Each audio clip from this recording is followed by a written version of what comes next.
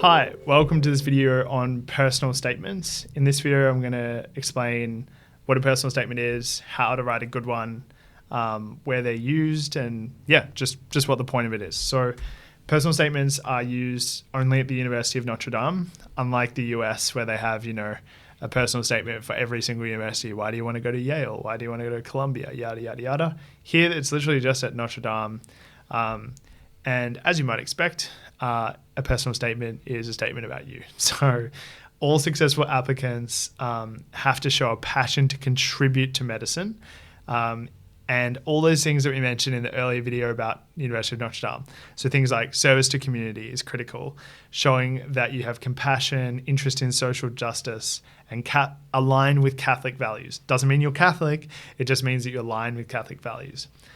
So these are some of the questions that I usually ask students to consider when beginning their personal statement. So how do you demonstrate that you have the attributes to be an upstanding medical student? What that means is you need to show experiences and describe things that actually show that you will be a great medical student. Do you have the potential to develop and grow into a competent member of the medical profession? And if so, how? So how are you going to do that? What personal attributes can you bring to the medical world? Great. Do you have an understanding of the reality to come? That sounds very ominous. What that really means is, do you have an understanding of how stressful medical school is? What steps are you going to take to be a wholesome, well-rounded, balanced medical student? A couple other questions that aren't on the side. So how are you going to be an excellent medical student that aligns with the UND values? I think that's really important. So you can talk about your experiences and how that will mean, if you're fortunate enough to be trained as a medical student, you're going to bring with it all these experiences so that you can be a doctor that brings forth ideas of social justice and serves the community because of your experiences that have made you eager to do that. So the actual format, so it's a bit weird. It's 4,800 characters. It's like long Twitter or something. It's around 800 words. So spacing and paragraphs and all that stuff are counted as characters. And any characters that exceed the limit will automatically be omitted. So be careful, because you don't want to write this, eloquent, beautiful piece and then it gets cut off mid-sentence. So what makes them want you? I think it's a good question. Not sort of the best version of you. What makes them want you the way you are? So you really need to be sincere. It's super clear when you read these portfolios, and we read a lot of them, when the authenticity is a bit, I'm trying to be PC, when it's clear that the person is really selling themselves rather than just talking genuinely about the experiences that you had.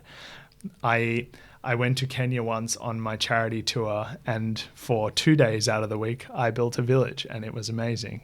And then for the other 5 days, I really came to understand what the Kenyan community was like.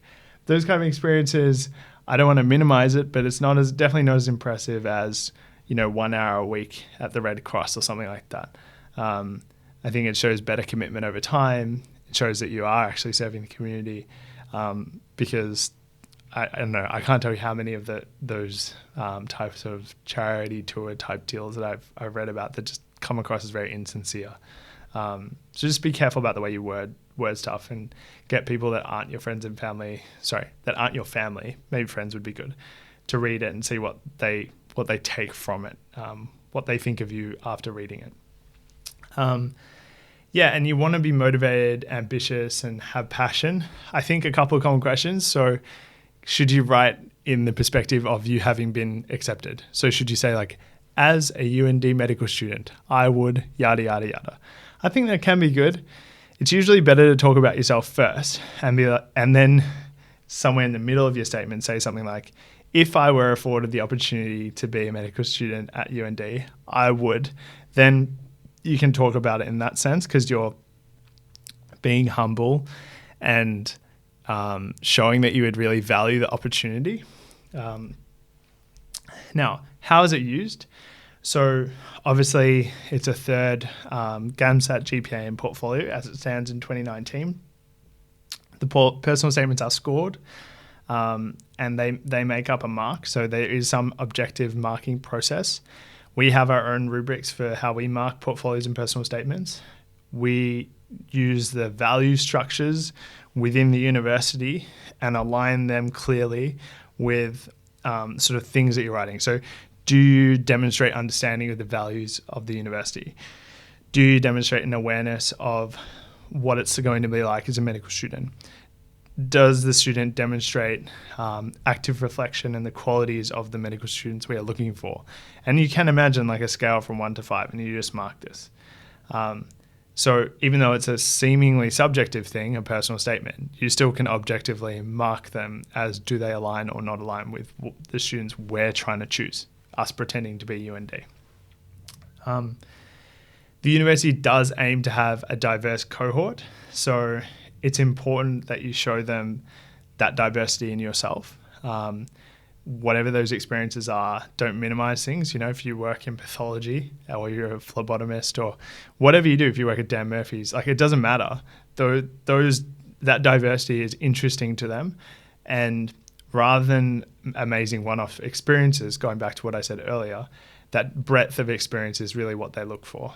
A small myth. So at Notre Dame specifically, your interviewers won't have actually read your personal statements when they meet you on the interview day. There are often stations where they ask you about your portfolio, but I think it's more of a logistical thing. As yet, they haven't actually had the portfolio in front of them. Because as you can imagine, you know, with so many students going through, it might be complicated to make sure you have the right one. It's like, so Jemima, and you're actually John. Like, you know, those kind of problems might happen. But they will ask you things like, you know, what's the strongest thing on your portfolio? And you have to talk about it. Or what do you think is your greatest weakness in your experiences up to this point? That kind of stuff. And yeah, so I guess it's probably overweighed slightly how much you'll be questioned about it.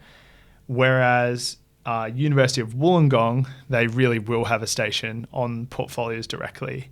They will really question you about it. They will actually have it in front of them. So there has to be a closer kind of one-to-one match between the portfolio and that interview experience of you as this rounded person that you're selling in this portfolio. So how's it marked? So these are the criteria we set forth. So your motivation, your respect of the objectives of the university, your understanding of the reality of the medical profession, your experiences that support your reasons, your capability to stay within the word limit. That's probably not a real marking factor. Those first 4 are. It's more of a just thing that we suggest. And Notre Dame does also give recognition to higher degrees, PhDs, masters within a certain time period. So when should you start? So I think as a starting point, it's really good to list the ideas and list all your experiences that you would want to mention or you think will be important in your case for why you'll be a great doctor, and then start writing. If you write first before doing those experiences, you'll end up becoming attached to whatever you initially write, and then you may miss, or it'll be misconstrued when you try and include those experiences later. So I guess the most important thing, there's no early time. You should really start working through it as soon as you see this video potentially. I hope that you write a good personal statement and don't hesitate to get in touch with us if you need more help. See you in the next video.